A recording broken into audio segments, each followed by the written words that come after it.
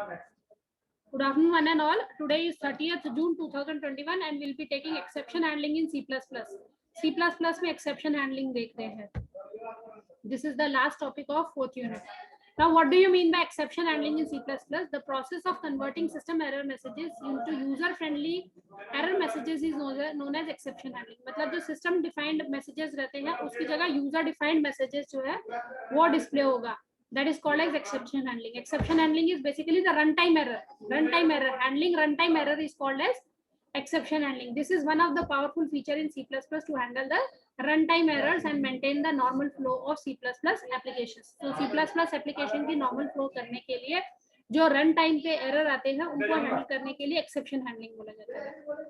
Runtime means that compilation and after that dynamic जो हमने dynamism पढ़ा था, that is at the time of run.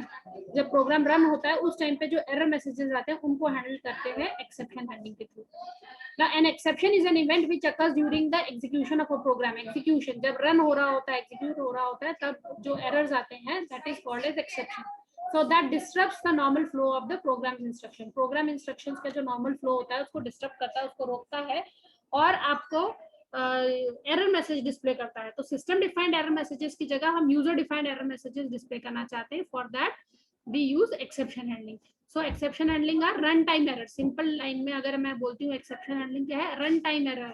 जब run कर रहे हैं तो run time में error जो messages आते हैं, to handle those error messages we use exception handlings. So instead of system defined error messages we get user friendly error messages. जो system defined error messages आते हैं उसकी जगह हम user defined अपना रहे खुद के error messages display करना चाहते हैं. So that can be done using exception handling.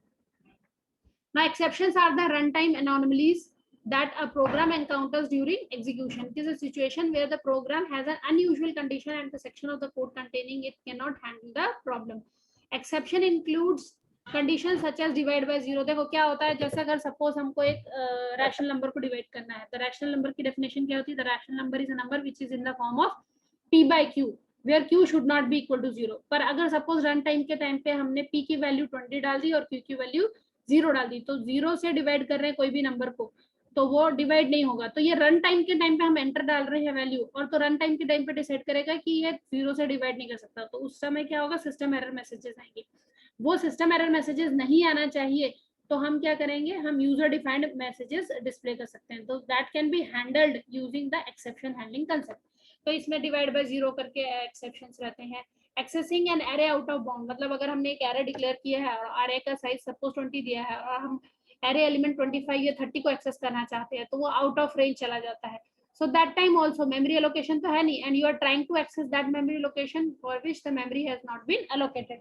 तो उस समय जो एरर मैसेजेस आएंगे, so that error message can be handled using something called as exception handling. Okay, next error message कौन सा आ सकता है रन टाइम के, running out of memory. Memory जितना हमने एलोकेटेड मेमोरी किया है, स्टैटिक मेमोरी एलोकेशन, उससे ज्यादा मेमोरी जो है हम यूज करना चाहते हैं, उस टाइम में भी आपको वो एरर मैसेजेस आएंगे. जैसे अगर इंटीजर वेरिएबल डिक्लेयर किया है and you are trying to access the data out of its limit, तो आपको एरर मैसेजेस आएंगे. वो कब पता चलता है एरर मैसेजेस, जब हम डेटा डालते हैं रन टाइम पे, इनपुट करते हैं, रीड करते हैं, स्टेटमेंट सी इन स्टेटमेंट्स करते हैं, उस समय एंटर किया डेटा. तो जब रन टाइम पे हम डेटा एंटर करते हैं तो उस टाइम पे वो चेक करता है कि क्या ये डेटा वैलिड है कि नहीं है. अगर वो डेटा वैलिड नहीं है तो सिस्टम एरर मैसेजेस आएंगे. तो वो सिस्टम एरर मैसेजेस को हैंडल करने के लिए एक्सेप्शंस यूज करते हैं. So exceptions are run time errors. So in order to handle these exception handling mechanism is used which identifies and deals with such conditions. So exception handling mechanism can be divided into these steps. तो run time errors, run जब कर रहे हैं programme को, उस समय जब हम इनपुट सप्लाई कर रहे हैं, वो इनपुट में कुछ अगर प्रॉब्लम है तो वहां एरर मैसेजेस आएंगे. वो एरर मैसेजेस सिस्टम के ना होते हुए वो यूजर डिफाइंड एरर मैसेजेस होने चाहिए. कभी कभी तो प्रोग्राम अबॉर्ट भी हो जाता है, एकदम से बंद हो जाता है, तो ऐसा नहीं होना चाहिए. वो एक्सेप्शंस को हैंडल कर लेना चाहिए और प्रोग्राम का फ्लो नॉर्मल चलते रहना चाहिए. तो प्रोग्राम का फ्लो इंटरप्ट हो जाता है और प्रोग्राम बंद हो जाता है, ऐसी सिचुएशंस भी आती है. तो उसको हैंडल करने के लिए हम एक्सेप्शन हैंडलिंग यूज करते हैं. This exception handling is the feature which is available in all object oriented programming language. जैसे कि आपके पास में अगर हम .NET टेक्नोलॉजी बोल रहे हैं या फिर जावा टेक्नोलॉजी बोल रहे हैं, तो उसमें भी वो एक्सेप्शन हैंडलिंग के कंसेप्ट सेम वैसे ही अप्लाई होते हैं. Now first concept is find the problem, hit the exception. मतलब जहां पर हमको एक्सेप्शन आने के चांसेस हैं उसको आपको आइडेंटिफाई करना पड़ेगा. तो you have to identify the problem where the exception may hit, may arises. Now inform about its occurrence, that is throw the exception. जहां पर एक्सेप्शन आने के चांसेस हैं वहां पर क्या होना चाहिए, what is the message you want to display when there is an exception occurs, so that message which you want to display instead of the system defined messages, so that can be handled using the throw. So that part which throws an exception कि इस समय exception throw करना है, that is the second part. The third part in the exception handling is the catch, that is receive error messages. So catch is the block which receives the error messages. मतलब ये catch करता है, ये throw करता है, ये catch करता है, और ये प्रॉब्लम स्टेटमेंट. इस प्रॉब्लम स्टेटमेंट में अगर इस तरह का एक्सेप्शन आता है तो ये एक्सेप्शन थ्रो करेगा और ये इसको कैच करेगा. मतलब जैसे डिवाइड बाय 0, तो वो एक एक्सेप्शन थ्रो कर रहा है, जो उसकी स्टेटमेंट रिलेटेड है वो यहाँ पर आएगी. और catch is the block which catches the exception. अगर इस तरह से होता है, इफ दिस देन दिस, ये होगा. If this throws an exception, if this is the situation, then the exception can be caught using the catch block, and then take proper action, that is handle the exception. So last is handle the exception, which is being done like this.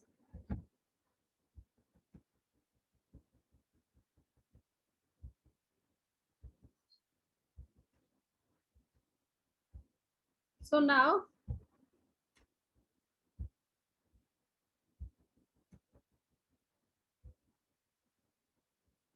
find the problem, inform about its occurrence, receive error information, take proper action. Now why exception handling is required. So I'm not going to focus about why this exception handling is required in detail.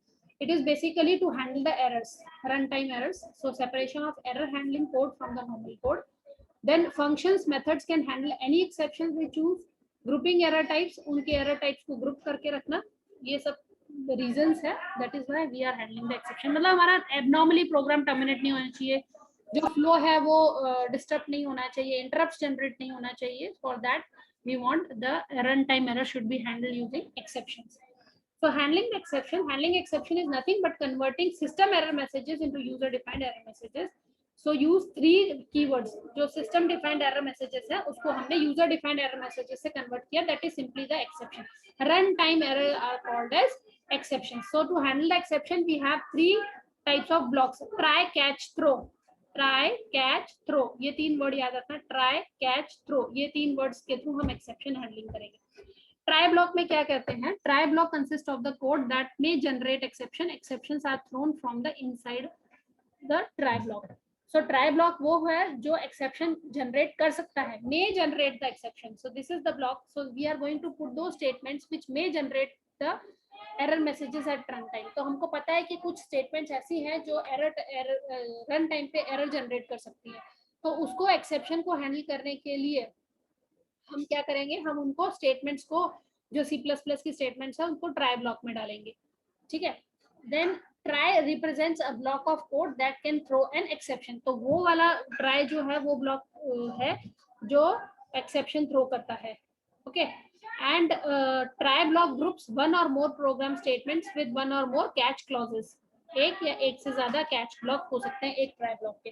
तो try वो block होता है जो exception throw करने के लिए ready रहता है, और एक्सेप्शन जो थ्रो कर रहा है वो थ्रो का स्टेटमेंट थ्रो करेगा. Like throw is a keyword used to throw an exception encountered inside the try block. Try block के अंदर ट्राई ब्लॉक के अंदर थ्रो स्टेटमेंट रहेगा जो एक्सेप्शन थ्रो करेगा. अगर ऐसा होता है तो if this statement occurs, if this problem occurs, then what is to be done is to be catch using the catch block. So after the exception is thrown, the control is transferred to the catch block. तो इसका मतलब क्या हुआ, एक try block हुआ, try block के अंदर throw statements लिखी जाएगी जो एक्सेप्शन थ्रो करेगा, और उन एक्सेप्शंस जो थ्रो करेगा उसको कैच करने के लिए कैच ब्लॉक है. So raising of an exception is done by the throw exception. So exception raise करने के लिए थ्रो एक्सप्रेशन यूज किया जाता है. Next is the catch block. So catch block catches the exception thrown by the throw statement from the try block. Then the exceptions are handled inside the catch block. So जो catch block है वो क्या करता है, जो throw block exception throw के अंदर जो catch block है वो exception throw कर रहा है तो उसको catch करना है, exception को handle करना है. For that catch block is there. So exceptions are handled using the catch block, और एक थ्रो के करस्पॉन्डिंग एक से ज्यादा कैच ब्लॉक लिखे जा सकते हैं. So catch block defines the exception, catch block defines the action to be taken when an exception occurs. तो कैच में वो स्टेटमेंट लिखी जाएगी, यूजर डिफाइंड मैसेजेस लिखे जाएंगे जो रन टाइम पे एरर, सिस्टम एरर मैसेजेस लिखे थे उसको रिप्लेस करके ये यूजर डिफाइंड मैसेजेस जो है वो कैच ब्लॉक में लिखे जाएंगे. मतलब एक ट्राई ब्लॉक, उसके अंदर थ्रो स्टेटमेंट एक, और उसके करस्पॉन्डिंग बहुत सारे कैच ब्लॉक. तो कैच ब्लॉक एक से ज्यादा लिखे जा रहे हैं जो रन टाइम पे एरर मैसेजेस को हैंडल किया जाता है. तो थ्रो, अगर वो एक्सेप्शन थ्रो करता है, अगर if it throws an exception then only the catch block will be executed, तभी वो कैच ब्लॉक एग्जीक्यूट होगा. और कौन सा कैच ब्लॉक एग्जीक्यूट होगा? करस्पॉन्डिंग कैच ब्लॉक एग्जीक्यूट होगा. अब इसका सिंटेक्स देखो कैसे है. Try statements throw exception. अगर ये स्टेटमेंट्स में कुछ प्रॉब्लम होता है तो वो एक्सेप्शन थ्रो करेगा, और वो एक्सेप्शन थ्रो करेगा तो कंट्रोल कहाँ चला जाएगा? Control switches to the catch block. So यहाँ पर ये एक्सेप्शन थ्रो कर रहा है. अगर एक्सेप्शन थ्रो हुआ, अगर if there is an exception that is runtime error, then it catches the exception over here, catch argument. So यहाँ पर वो exception को catch करेगा. So this is the syntax for handling the exception in C++. ये try block हुआ, try का curly bracket open हुआ, try का curly bracket close हुआ, no semicolon curly brackets के साथ में. इसके बाद में set of statements, ये हमारी C++ की normal statements है. इसके अंदर throw exception है. अगर ये exception throw कर रहा है तो ये कैच ब्लॉक जो करस्पॉन्डिंग थ्रो कर रहा है एक्सेप्शन, उसका कैच ब्लॉक ये कैच एक्सेप्शन करेगा. एक से ज्यादा कैच ब्लॉक लिखे जा सकते हैं. तो यहाँ पर अगर ये एक्सेप्शन थ्रो कर रहा है तो ये वाला स्टेटमेंट एग्जीक्यूट करेगा. अगर ये एक्सेप्शन थ्रो नहीं कर रहा है, इट मे और may not possible that the block throws an exception, throw कर सकता है या नहीं भी कर सकता है. अगर एक्सेप्शन थ्रो नहीं करता है तो ये स्टेटमेंट एग्जीक्यूट नहीं होंगे. अगर ये एक्सेप्शन थ्रो करता है तो ये स्टेटमेंट एग्जीक्यूट होगा. So as soon as throw exception arises, then the catch block handles the exception and it sends the message which is being user defined messages. ये user defined messages है, इसको ये display करेगा. Okay, now exception handling in C++. Try block detects and throw an exception. So try block detects the exception and it throws the exception. The exception is thrown in the catch block, catches and handles the exception. So this is the handling of exception. Try block में exception detect करता है, exception throw करता है, और catch block catch करता है exception और इसको handle करता है. Okay, now multiple catch exceptions. Multiple catch exception statements are used when a user wants to handle different exceptions differently. For this a user must include catch statements with different declaration. मतलब क्या हो गया कि एक से ज्यादा catch block लिखे जाते हैं, और वो एक से ज्यादा जो कैच ब्लॉक लिखे जाते हैं वो अलग अलग टाइप के एक्सेप्शंस हैंडल करने के लिए. मतलब ऊपर जो हमारी ब्लॉक ऑफ स्टेटमेंट्स दी हुई है, ये जो हमारी ब्लॉक ऑफ स्टेटमेंट्स दी हुई है, ये एक से ज्यादा एक्सेप्शन थ्रो कर सकती है. अगर वो एक से ज्यादा एक्सेप्शन थ्रो कर रही है तो उनको थ्रो एक्सेप्शंस को कैच करने के लिए एक से ज्यादा एक्सेप्शंस लिखे जा सकते हैं. सो यहाँ पर जैसे एक एक्सेप्शन लिखा है कैच और उसका टाइप आर्ग्यूमेंट, इसी टाइप से सेकेंड कैच और उसका टाइप आर्ग्यूमेंट, इसी टाइप से हम उसको लिख सकते हैं. इसको आप कितने भी कैच ब्लॉक लिख सकते हैं. सो सारे एक्सेप्शंस को हैंडल करने के लिए कैच ब्लॉक है.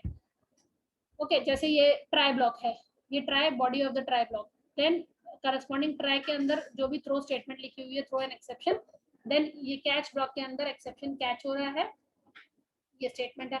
ये सेकंड टाइप का आर्ग्यूमेंट लिखा है, यहाँ पर कैच ब्लॉक है. ये थर्ड टाइप का आर्ग्यूमेंट लिखा है. इस तरह से एक से ज्यादा कैच ब्लॉक है. कितने कैच ब्लॉक है इस ट्राई के corresponding? 1 2 3.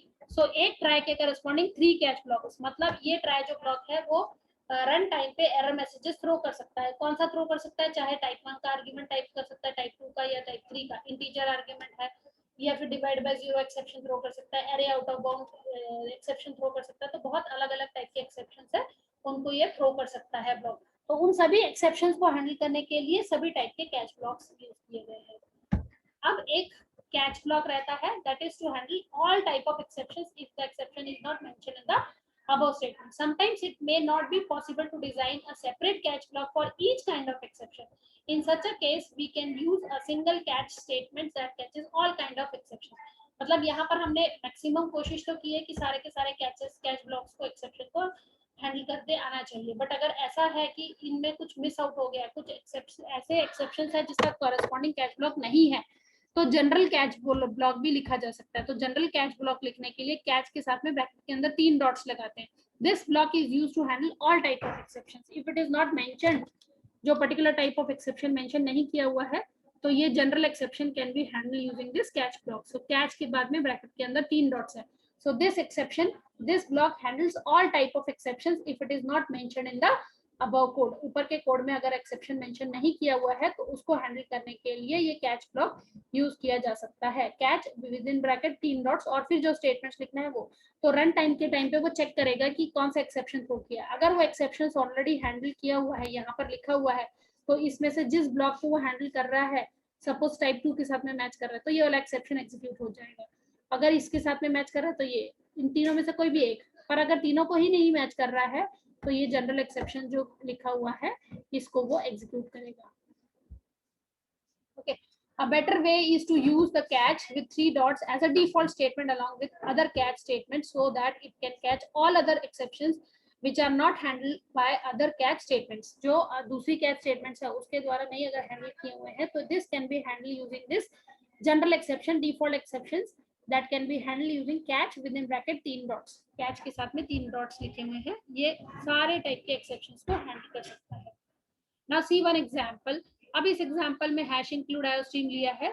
Using name space STD main begins, हमने 2 इंटीजर वेरिएबल्स डिक्लेयर किए, एक नंबर उसमें 10 वैल्यू लिखा और आंसर के अंदर नंबर डिवाइडेड बाय 0 किए. तो क्या हम किसी नंबर को 0 से डिवाइड कर सकते हैं? नहीं. ये रैशनल नंबर का जो मैथमेटिकल का रूल है उसको वायलेट कर रहा है. रैशनल नंबर ये बोलता है कि the number should always be in a form of p by q where q should not be equal to 0, but here q is equal to 0. अगर हमने किसी नंबर को 0 से डिवाइड किया है तो दैट इज नॉट डिफाइंड, ये defined नहीं है, ये एरर मैसेज जनरेट करेगा. And if you are trying to print the result ans, so it will abnormally terminate the program. Program एकदम से कट हो जाएगा, बंद हो जाएगा, कुछ भी प्रिंट नहीं आएगा, आपका प्रोग्राम खत्म हो जाएगा. तो इसका मतलब है यहाँ पर ये एक्सेप्शन राइज हुआ, मतलब ये denominator should not be equal to 0 ऐसा है. तो इसको हम किस तरह से हैंडल करेंगे एक्सेप्शन में? हमने क्या किया, 2 इंटीजर वेरिएबल्स लिए, उसमें 10 वैल्यू डाली. अब हमको पता है कि ये जो स्टेटमेंट है number divided by 0, number divided by 0, this may throw an exception, so that can be handled using this try block. तो try block के अंदर हमने ये स्टेटमेंट लिखी और catch के अंदर क्या लिखा, catch int i. अगर इंटीजर वैल्यू अगर उसके कारण प्रॉब्लम जनरेट हो रहा है, ये इंटीजर ans की वैल्यू अगर इंटीजर वैल्यू जो है उसके कारण जनरेट हो रहा है तो यहाँ पर catch इंटीजर एक्सेप्शन आएगा और ये message denominator not be 0, this message will be displayed instead of the calculated value. क्योंकि कैलकुलेट करने के बाद में ये क्या देगा, नॉट डिफाइंड एरर मैसेजेस देगा कि 0 से डिवाइड कर रहे हैं नंबर. तो इस स्टेटमेंट में प्रॉब्लम है, तो ये स्टेटमेंट एग्जीक्यूट करने की जगह इस स्टेटमेंट की जगह आपको ये मैसेज आएगा. Okay, denominator should not be 0, denominator not equal to 0 message will be sent on the screen. Now let's see, हमने इसको प्रोग्राम को और थोड़ा जनरलाइज बनाया कि ये 2 नंबर एंटर किए n1 and n2 and we are trying to check whether n2 is equal to 0. अगर n2 equal to 0 है, क्योंकि हमको कैलकुलेशन क्या करना है, वही p by q. वहां पर तो q हमने डायरेक्टली 0 डाल दिया था, तो उस समय तो हमको 100% फिक्स था कि एरर आएगा क्योंकि कोई भी नंबर को 0 से डिवाइड नहीं कर सकते. अब इस केस में हमने n1 और n2 की वैल्यू यूजर से एंटर करवाई है. यहाँ पर n1 और n2 की वैल्यू यूजर से एंटर की है, तो n2 की वैल्यू 0 भी एंटर कर सकते हैं या फिर नॉन 0 वैल्यू भी एंटर कर सकते हैं. और सपोज अगर n2 की वैल्यू 0 एंटर होती है, n2 इक्वल टू 0, ट्राई के अंदर इफ लिखा है n2 इक्वल टू 0, तो थ्रो n2 मतलब इंटीजर टाइप. तो क्या होगा, इंटीजर एक्सेप्शन यहाँ पर कैच करेगा और बोलेगा इंटीजर x ये वाला एक्सेप्शन के साथ में मैच किया. थ्रो n2 लिखा है, इसका मतलब ये यहाँ से कंट्रोल कहाँ चला गया, ये कैच ब्लॉक के अंदर चला गया. इस कैच ब्लॉक को ये इंटीजर हैंडल करेगा. Can't divide bye x, can't divide bye x मतलब यहाँ पर n2 की वैल्यू जो भी है वो x के अंदर चलेगी, तो can't divide by this x value. Statement 1 will be executed. Okay. Otherwise, अगर ये 0 नहीं है तो ये सक्सेसफुली रिजल्ट एग्जीक्यूट हो जाएगा. Result is equal to n1 divide by n2 and the result will be displayed. And after this result will be displayed end of the program. मतलब ये स्टेटमेंट अगर एक्सेप्शन थ्रो कर रहा है तो control यहाँ जाएगा, यहाँ जाने के बाद में एंड ऑफ द प्रोग्राम होगा, एल्स पार्ट में नहीं जाएगा. अगर इफ स्टेटमेंट एग्जीक्यूट हो रही है तो एल्स पार्ट में नहीं जाएगा. तो इफ स्टेटमेंट एग्जीक्यूट हुई तो ये थ्रो ब्लॉक को थ्रो जो स्टेटमेंट है उसको हैंडल करने के लिए कैच पे गया, कैच के एग्जीक्यूट किया स्टेटमेंट, उसके बाद प्रोग्राम एंड. और अगर ये स्टेटमेंट नहीं है, ये स्टेटमेंट फॉल्स है, तो एल्स ब्लॉक में गया, रिजल्ट कैलकुलेट किया n1 डिवाइड बाय n2 और रिजल्ट कैलकुलेट करने के बाद में यहाँ रिजल्ट डिस्प्ले कर दिया. उसके बाद में ये कैच ब्लॉक में नहीं जाएगा क्योंकि ये एल्स पार्ट में है, ये एल्स पार्ट में है, ये स्टेटमेंट एग्जीक्यूट हुआ, ये कैच ब्लॉक एग्जीक्यूट नहीं होगा, directly end of the program होगा. So this is how the exception can be handle. So हमने कौन कौन से ब्लॉक देखे, हमने देखा ट्राई ब्लॉक, ट्राई के अंदर हमने थ्रो देखा, ये ट्राई, ट्राई के अंदर थ्रो, और उसके बाद में ये कैच, कैच एक से ज्यादा कैच ब्लॉक लिखे जा सकते हैं। जो जनरल कैच है उसको कैसे लिखना है, कैच 3 डॉट और उसके बाद में स्टेटमेंट। तो अगर हमने यहाँ पर कुछ और थ्रो हो रहा होता है एक्सेप्शन एक्सेप्ट इंटीजर, तो फिर वो कैच ब्लॉक जो जनरल वाला है वो एग्जीक्यूट हो जाएगा। Okay, so now here the output will be enter first number, suppose 45 enter किया, सेकंड नंबर 0 एंटर किया, तो मैसेज क्या है, can't divide by 0 end of the program. ये देखो पहला नंबर क्या एंटर किया, फर्स्ट नंबर हमने एंटर किया 45, सेकंड नंबर क्या एंटर किया 0, n2 इक्वल टू 0। तो यहाँ पर if n2 इक्वल टू 0, ये statement is true, true, throw n2 मतलब 0, throw 0 is integer, catch 0, so can't divide by 0, so here the message can't divide by 0 will be displayed, and then after that ये throw वाला statement execute नहीं होगा, directly end of the program आ जाएगा और programme and हो जाएगा, क्योंकि थ्रो अगर है तो ये स्टेटमेंट एग्जीक्यूट होगा, अगर थ्रो स्टेटमेंट नहीं है तो ये स्टेटमेंट एग्जीक्यूट नहीं होगा। नेक्स्ट केस में क्या है, अगर हमने नंबर्स ठीक से डाले, नंबर फर्स्ट नंबर क्या है 12, सेकंड नंबर क्या है 20, दोनों को डिवाइड किया, 12 डिवाइड बाय 20, रिजल्ट क्या हुआ 0 पॉइंट समथिंग, बट यहाँ पर इंटीजर डिवीजन हो रहा है। Okay, 12 divide by 20, 0 point something, integer division हो रहा है, इस समय हमारे पास में रिजल्ट इज 0। ये रिजल्ट क्या आ गया हमारे पास में, result is 0 will be displayed, कोई एरर मैसेज नहीं है, कुछ प्रॉब्लम नहीं है, और ये जो है हमारा end of the program message display हो गया, मतलब ये वाला एंड ऑफ द मैसेज, ये वाला and of the error message, ये वाला मैसेज जो है वो डिस्प्ले हो गया। Okay, so when the answer is 0, simple answer is because we cannot handle this condition, so that is why this message, that is 12 divided by 20, 0 point something, हमने integer division लिया है तो 0 point something जो decimal के बाद है वो truncate हो गया और हमारे पास में result 0 आ गया और end of the program execute हो गया। Okay, now I am just stopping the